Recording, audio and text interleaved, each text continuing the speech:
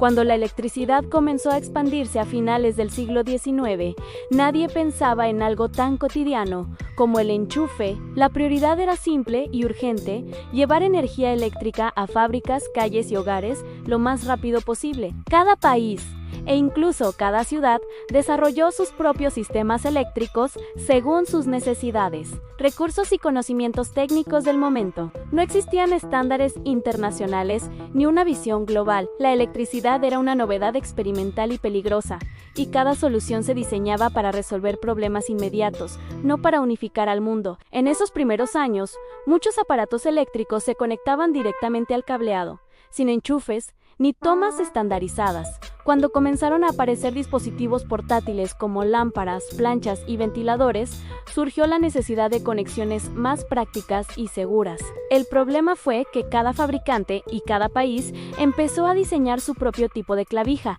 con diferentes formas, tamaños y disposiciones de pines, basándose en tensiones eléctricas locales y normas de seguridad propias. Así, sin guerras declaradas ni tratados, nació lo que hoy se conoce como la Guerra de los Enchufes, un conflicto silencioso de decisiones técnicas tomadas de manera aislada. Lo que parecía un detalle menor se convirtió en un rompecabezas global que, más de un siglo después, sigue sin resolverse. Y todo empezó en un momento en el que nadie imaginó que el mundo algún día estaría completamente interconectado. Uno de los factores clave que impidió unificar los enchufes desde el inicio fue la falta de acuerdo en los sistemas eléctricos básicos. A finales del siglo XIX y principios del XX, los países no solo eligieron enchufes distintos, sino también voltajes y frecuencias diferentes. Mientras Estados Unidos adoptó un sistema de 110-120 voltios a 60 hercios, gran parte de Europa optó por 220-240 voltios a 50 hercios. Estas decisiones respondían a debates técnicos de la época sobre eficiencia, seguridad y costos de transmisión, y una vez implementadas, resultaron casi imposibles de revertir. Estas diferencias eléctricas influyeron directamente en el diseño de los enchufes. En países con voltajes más altos, se priorizaron clavijas más robustas y aisladas para reducir riesgos, mientras que en otros se favorecieron diseños más simples y compactos. Cada elección técnica reforzaba la incompatibilidad con los sistemas vecinos, creando barreras físicas que reflejaban decisiones invisibles para el usuario común.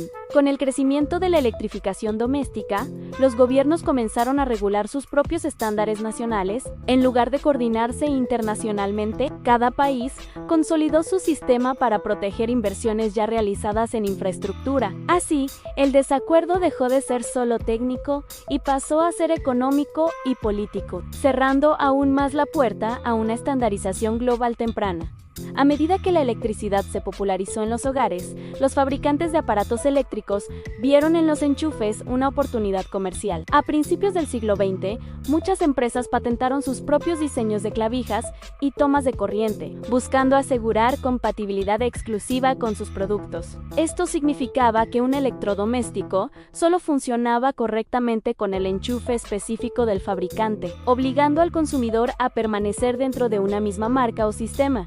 Estas patentes fragmentaron aún más el panorama eléctrico. En lugar de avanzar hacia un estándar común, el mercado se llenó de diseños incompatibles entre sí. Algunos países llegaron a tener decenas de tipos de enchufes diferentes coexistiendo al mismo tiempo. El problema se agravó porque los fabricantes presionaban a los gobiernos para adoptar sus modelos como norma nacional, mezclando intereses económicos con decisiones técnicas. Con el paso del tiempo, ciertos diseños lograron imponerse no por ser los mejores, sino por haber llegado primero o haber sido adoptados masivamente. Así nacieron muchos de los enchufes que aún se usan hoy. Esta etapa selló el destino del conflicto. Una vez que millones de hogares ya estaban cableados para un tipo específico de enchufe, cambiarlo implicaba costos enormes.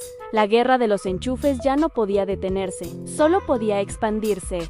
Con el aumento de accidentes eléctricos a lo largo del siglo XX, la seguridad se convirtió en una prioridad. Descargas, incendios y electrocuciones obligaron a los países a reforzar sus normas, y cada uno lo hizo según sus propias experiencias y riesgos. Algunos sistemas incorporaron tomas de tierra, otros añadieron fusibles dentro del enchufe, y algunos optaron por clavijas más gruesas o con obturadores de seguridad para proteger a los niños. Estas mejoras caras, aunque necesarias, hicieron que los enchufes se volvieran aún más distintos entre sí. Un ejemplo claro es el enchufe británico, diseñado con un fusible interno y pines rectangulares, pensado para una red eléctrica potente y altamente regulada. En contraste, otros países europeos priorizaron diseños más simples, pero con conexiones a tierra externas. Cada sistema resolvía problemas reales de seguridad, pero lo hacía de una forma incompatible con los demás. A partir de este momento,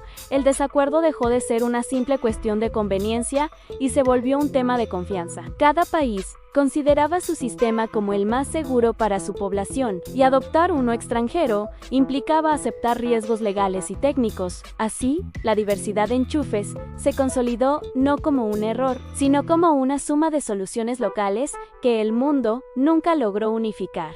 A lo largo del siglo XX, especialmente después de las grandes guerras, surgieron intentos serios por unificar los sistemas eléctricos a nivel internacional. Organismos de estandarización propusieron modelos de enchufes universales que pudieran funcionar en varios países, buscando simplificar el comercio y los viajes. Sin embargo, estas propuestas chocaron con una realidad contundente. Cambiar un enchufe no es solo cambiar una clavija, es modificar millones de edificios, electrodomésticos y regulaciones nacionales. Algunos acuerdos regionales sí lograron cierto éxito. En gran parte de Europa continental se adoptaron modelos similares, lo que permitió una compatibilidad parcial entre países vecinos.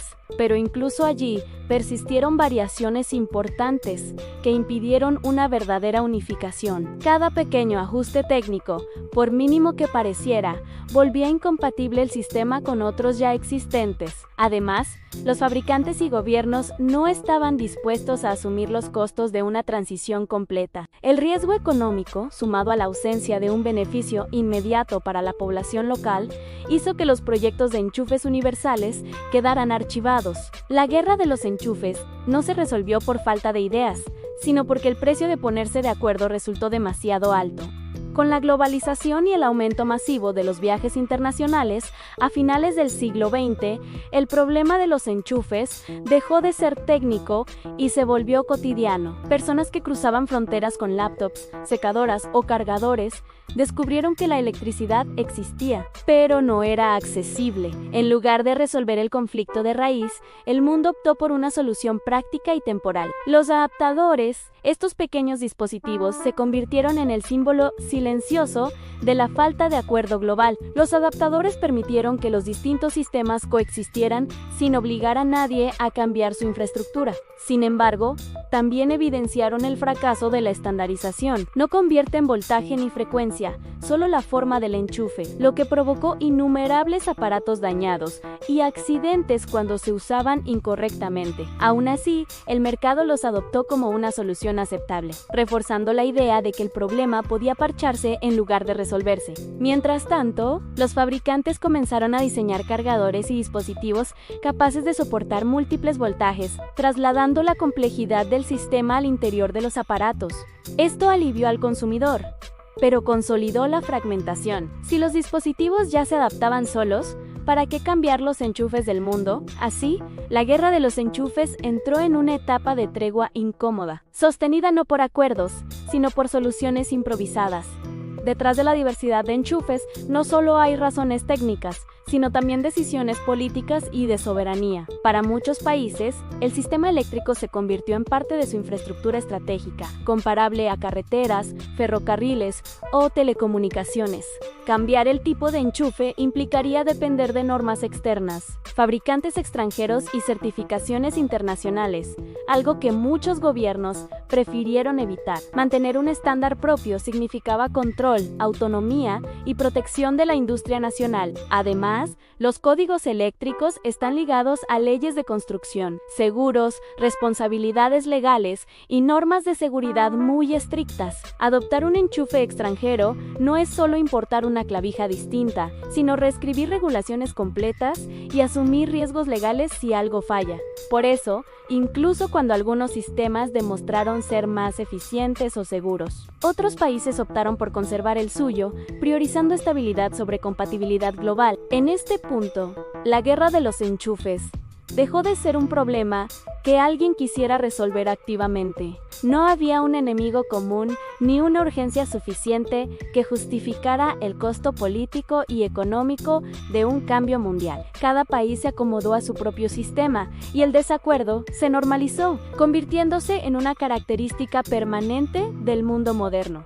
A estas alturas, la razón principal por la que el mundo no logra unificarse en un solo tipo de enchufe es simple: llegamos demasiado tarde. Cuando la electricidad se volvió global, cada región ya había construido décadas de infraestructura incompatible entre sí. Cambiarlo todo implicaría reemplazar miles de millones de tomas de corriente, rediseñar edificios, actualizar normativas y sustituir aparatos que aún funcionan perfectamente. El costo económico y ambiental de ese cambio sería enorme. Además, el problema dejó de sentirse urgente. Una gran parte de los dispositivos modernos ya aceptan múltiples voltajes, los adaptadores son baratos y los cargadores universales se han vuelto comunes. Para el usuario promedio, el inconveniente es molesto, pero no crítico. Sin presión social fuerte, no existe incentivo real para que gobiernos y empresas impulsen una transición global. Paradójicamente, la diversidad de enchufes se convirtió en el equilibrio más estable. Cada sistema funciona bien dentro de su contexto local, y el mundo aprendió a convivir con la incompatibilidad. La guerra de los enchufes no tiene un ganador ni un tratado de paz, solo un acuerdo tácito de que cambiarlo todo sería peor que seguir adaptándonos. Así termina la historia de la llamada guerra de los enchufes, un conflicto sin batallas ni titulares, pero con consecuencias que todos hemos vivido alguna vez. Lo que comenzó como decisiones técnicas aisladas, terminó creando un mapa eléctrico fragmentado, donde cada país defendió su propio camino. Más que un error, es el reflejo de cómo la tecnología, la política y la economía evolucionan de forma desordenada cuando el futuro aún no se puede prever. La próxima vez que necesites un adaptador al viajar, recuerda que no es solo un accesorio, sino la prueba de que el mundo no siempre se pone de acuerdo, incluso en lo más básico. Si te gustó esta historia y quieres descubrir el origen de más cosas cotidianas que esconden conflictos inesperados, suscríbete al canal y acompáñanos en el próximo video.